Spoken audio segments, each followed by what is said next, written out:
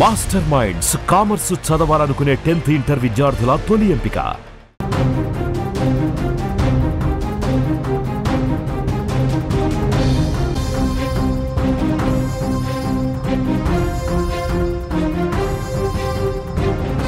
So breaking news చూస్తున్నాం. హైదరాబాద్లోని జీడీ మెట్రోలో జరిగినటువంటి ఈ దారుణం గురించి ప్రతి ఒక్కరు కూడా చెల్లించిపోతున్నారు. కుమార్తె తల్లిని చంపడం, అందులోనూ మైనర్ అయినటువంటి ఆ అమ్మాయి ప్రేమించినటువంటి ఆ అబ్బాయితో కలిసి, అతని స్నేహితుడితో కలిసి ముగ్గురు కలిసి తల్లిని చాలా దారుణంగా చంపడం అనేది ఇప్పుడు అందరూ కూడా మాట్లాడుకుంటున్నటువంటి విషయంగా ఇది మారిపోయింది. సో ఇప్పుడు దీని గురించి మాట్లాడదాం. అసలు నిజంగా వాళ్ళ మానసిక స్థితి ఎలా ఉంటుంది, ఆ వయసులో 10th క్లాస్ చదివేటువంటి ఆ అమ్మాయి మానసిక స్థితి, అలాగే అమ్మాయితో కలిసి చంపినటువంటి ఇద్దరు మైనర్ల మానసిక స్థితి ఎలా ఉంటుంది? దీని గురించి డిస్కస్ చేద్దాం. మనతో పాటున్నారు డాక్టర్ పూజిత గారు, ప్రముఖ సైకాలజిస్ట్. మేడం నమస్తే. ఈ ముగ్గురు చంపిన విధానాన్ని ఒకసారి చూస్తే ముగ్గురు కూడా మైనర్లు. ఒకరు తలకు ముసుగు వేస్తే మరొకరు సుత్తి తీసుకొని తలను మోదడం, మరొకరు కత్తితో పేక కోసి చంపడం. నిజంగా ఆ ముగ్గురు మానసిక స్థితి ఎలా ఉంటుంది ఆ టైంలో? ఇక్కడ బేస్ మనం చూసుకున్నట్లయితే ఈ అమ్మాయి సో కాల్డ్ వయసు ఎంతో నాకు తెలీదు. సో యంగ్, అంత చిన్న స్వంత ఫ్యామిలీ ఓన్ మదర్ని చంపిందంటే అది చాలా కిరాతకం. అసలు వింటుంటేనే మనకి అసలు వెన్నులోంచి వెనుకొచ్చే ఒక విషయం. అసలు it's not a normal crime. అసలు వెన్నులోంచి ఎవరికైనా వణుకొస్తుంది ఇప్పుడు. సో దీన్ని యాక్చువల్లీ ప్యారిసైడ్ అంటాము. ఎస్పెషలీ ఇలా మదర్ని చంపేయడం అనేది ఇట్ ఈస్ కాల్డ్ మ్యాట్రిసైడ్. సో స్వంత తల్లిని చంపేయడం. దీని వెనకాల చాలా బ్రాడ్ రీజన్స్ ఉండొచ్చండి. ఒకటి, వాళ్ళ ఫ్యామిలీ హిస్టరీ ఏంటి, అంటే వాళ్ళ ఇంట్లో వైలెన్స్ ఉందా, అంటే మదర్ కానీ అండర్స్టాండింగ్గా లేదా టూ మచ్ కంట్రోలింగ్గా ఉందా అనేది ఒక విషయం. నిజంగా ఆవిడ నుంచి నిజంగా is the mother very unkind and very cruel, అంటే మదర్ తాలూకా తప్పేమైనా ఉందా, పిల్లలకి ఫ్రీడమ్ ఇవ్వకుండా విపరీతంగా కంట్రోల్ చేసేసి నీడ్స్ అన్నిటినీ పట్టించుకోకుండా ఉన్నారా అనేది ఒక విషయం. రెండో విషయం ఇక్కడ తీసుకుంటే, ఈమె ఎవరైతే చంపిందో, తన సోకాల్డ్ ఫ్రెండ్స్తో ఆర్ లవర్తో కలిసి చంపిందో, ఈమె తాలూకా మెంటల్ స్టేట్ తీసుకున్నట్లయితే డెఫినెట్లీ ఆమె ఒక మానసిక డెఫినెట్లీ బాధపడుతున్నట్టు మనకు క్లియర్గా అర్థం అవుతున్నది. కొన్ని కేసెస్లో మాత్రమే ఒక డిజార్డర్ లేదా సైకోసిస్ లేకుండా ఇలాంటి క్రైమ్స్ చేస్తారు. మోస్ట్ ఆఫ్ ద టైమ్స్ ఏదైనా ఒక ఇష్యూ ఉండి, మెంటల్ హెల్త్ ఇష్యూ ఉంటే కమిట్ చేస్తారు. ఫస్ట్ ఆఫ్ ఆల్ మనం ఇక్కడ స్కిజోఫ్రీనియా ఉందేమో అని నేను అనుకుంటున్నాను, depending on what ever happened.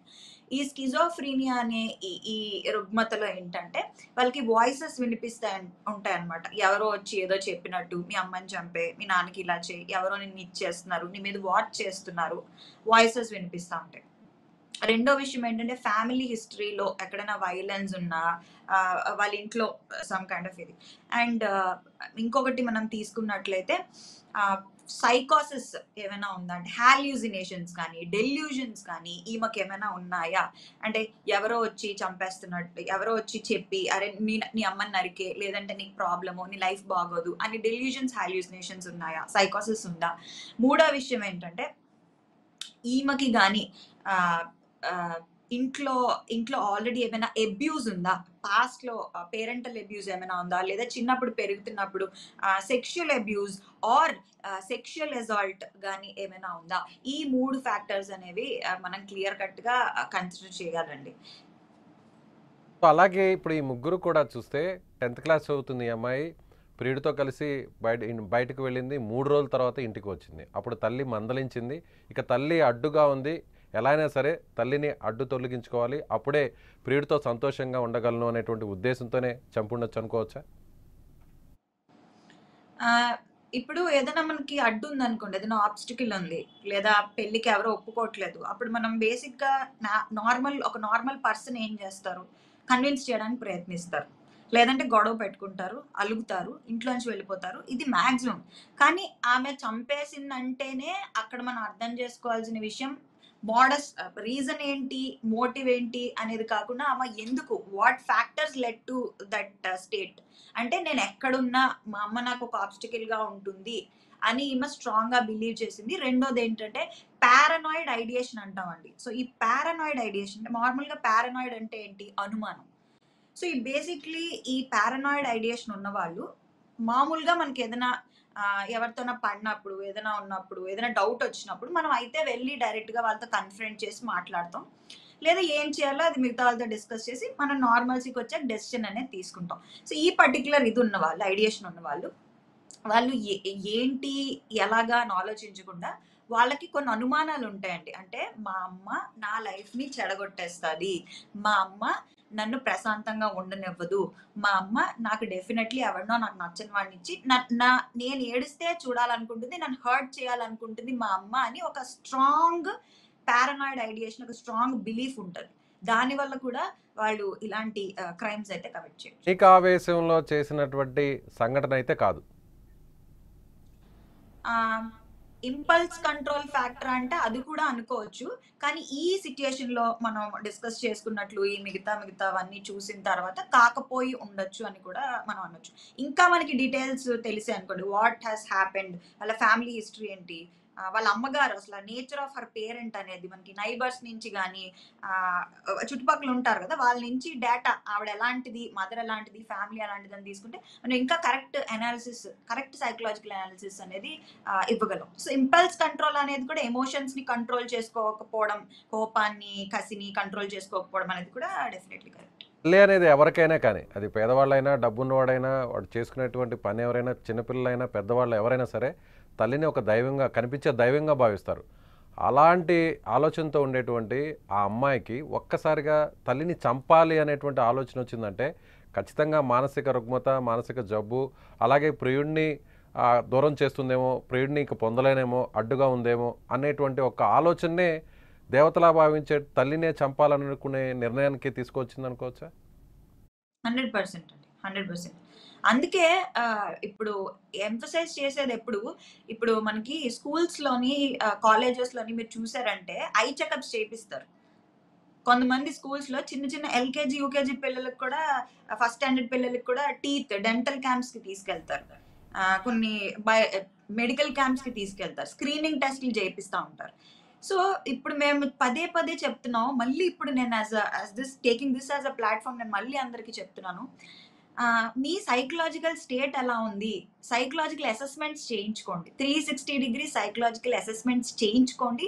చేయించండి మీ పిల్లలకి. దానిలో బలవంతం లేదు. Simple paper, pen test. అది ఒక పేరెంట్ వాళ్ళ కోసం ఫిల్ చేయొచ్చు. లేదా వాళ్ళ ఎస్ పూజిత గారు, అది ఎలాగో ప్రాథమికంగా ఇప్పుడు ఈ వీడియోని చూస్తున్నటువంటి తల్లిదండ్రులు ఎవరైనా సరే పిల్లల మానసిక స్థితి కరెక్ట్గా ఉందా లేదా అని ఒకసారి చెక్ చేసుకోవడం కోసం ప్రాథమికంగా ఎలాంటి పరీక్షలు చేయాలంటారు? అంటే ఇంట్లోనే తల్లిదండ్రులే వాళ్ళకి తెలియకుండా పిల్లల్ని ఎలాంటి మానసిక స్థితి ఉంది కనుక్కోవాలంటే ఏం చేయాలంటారు? ఇప్పుడు ఓవర్‌లీ సోషల్లీ విత్‌డ్రా అయిపోవడం, ఎవరితోని మాట్లాడకపోవడం, అస్సలు వాళ్ళ బేసిక్ నేచర్ అండి. ఇక్కడ nature of a child is very important. ఇప్పుడు ఒక రూల్ నేను ఇప్పుడు చెప్పేస్తాను. ఒక కండిషన్ నేను చెప్పేస్తాను. అది అందరి పిల్లలకి వర్తించదండి. ఇక్కడ మనం అది కొంచెం అర్థం చేసుకోగలగాలి. ఎందుకంటే every kid is different. Every child is different. Every teenager is different. వాళ్ళ పరిస్థితులు బట్టి, వాళ్ళ కల్చరల్ బ్యాక్‌గ్రౌండ్ బట్టి, ఆహ్, వాళ్ళ ప్లేస్, ఇప్పుడు హైదరాబాద్ నుంచి వచ్చిన అడాలసెంట్ ఆర్ టీనేజర్ ఒకలా ఉంటారు.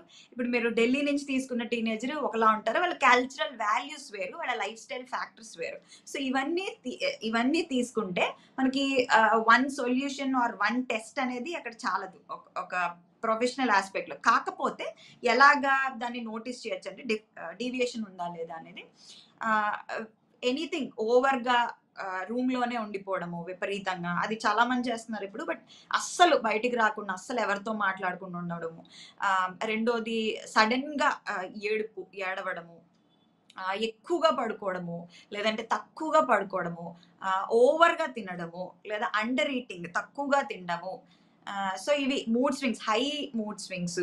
కాకపోతే ఇక్కడ మనం గుర్తుంచుకోవాల్సిన విషయం ఏంటంటే అడాలసెన్స్ అంటే 13 నుంచి 18 సంవత్సరాలు, 19 సంవత్సరాల మధ్యలో టీనేజ్ అనేది ఉంటుంది. సో ఈ టీనేజ్‌లో అనేది స్టబర్నెస్ అంటే మొండితనం గానీ, చిరాకు గానీ, కోపం గానీ, హార్మోన్స్ అంటే క్రష్‌లు ఉండడం గానీ, ఇవన్నీ న్యాచురల్ పార్ట్ ఆఫ్ ట్రాన్సిషన్ అంటాం. అంటే ఒక చైల్డ్ నుంచి ఒక అడల్ట్ స్టేజ్‌లో అవన్నీ కామన్. సో ఆ కామన్ ఇవి కూడా ఉంటాయని గుర్తుంచుకుని అవి ఏమైనా అతిగా ఉన్నాయా లేదా అనేది దగ్గరున్న పేరెంట్స్కి అయితే అర్థమవుతుంది. ఇంకోటి ఫ్రెండ్స్ ఇన్ఫ్లుయెన్స్, ఎలాంటి ఫ్రెండ్స్ ఉన్నారు, వీళ్ళు ఏమైనా 18 ఇయర్స్ రాకుండా డ్రింకింగ్ కానీ స్మోకింగ్ కానీ డ్రగ్ అడిక్షన్ కానీ ఇలాంటివి ఏమైనా ఉన్నాయా. ఫ్రెండ్ సర్కిల్ అనేది చాలా ఇంపార్టెంట్. పేరెంట్స్ ఫ్రెండ్లీగా ఉంటే మీ పిల్లల ఫ్రెండ్స్ని ఇంటికి ఇన్వైట్ చేయండి, మీ ఇంటికి ఇన్వైట్ చేయండి, మీరే ఒక పార్టీ ఇవ్వండి మీ పిల్లల ఫ్రెండ్స్కి, నేనైతే సజెస్ట్ చేస్తాను. సో ఎంత క్లోజ్గా ఉంటే వాళ్ళ ఫ్రెండ్స్ గురించి అంత తెలిస్తే మీ పిల్లల గురించి మీకు అంత తెలుస్తుంది. రైట్ మేడం, థ్యాంక్ యూ పూజిత గారు. సో ఇది సైకాలజిస్ట్ డాక్టర్ పూజిత గారు చెప్తున్నట్టుగా ఈ ఇన్సిడెంట్లో చూస్తే ఖచ్చితంగా అక్కడ ఉన్నటువంటి కుటుంబ పరిస్థితులు, అలాగే తల్లి ఆ పాపతో ఉంటున్నటువంటి విధానం కావచ్చు, లేదంటే ప్రీవియస్గా ఉన్నటువంటి ఏదైనా గొడవలు కావచ్చు, ఇలాంటివి కూడా ఏదన్నా బ్యాక్గ్రౌండ్లో ఉండి ఉండొచ్చు. అదేవిధంగా మిగిలినటువంటి వారందరూ కూడా టీనేజ్లో ఉన్నటువంటి పిల్లలు ఈ విధంగా బిహేవ్ చేయకుండా ఉండాలంటే వాళ్ళ మానసిక స్థితి ఎలా ఉందో తల్లిదండ్రులు గమనించాల్సినటువంటి పరిస్థితి చాలా ఖచ్చితంగా ఉందని డాక్టర్ గారు చెప్తున్నారు. సో మీరేమనుకుంటున్నారు? మీ పిల్లల గురించి మీరు ఖచ్చితంగా ఆలోచిస్తున్నారా? సో మీ అభిప్రాయాన్ని కామెంట్ రూపంలో తెలియజేయండి. Thank you.